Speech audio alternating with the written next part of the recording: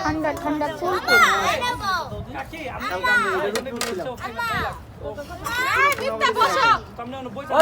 video করেন নাম গো সবার ইডি তো থাকবো এমন জায়গায় দিছি একটু রোদের জায়গায় দিব বিকেল বেলা রোদ লাগবো খাইতে খাইতে ওই জায়গায় দেওয়ার দরকার ছিল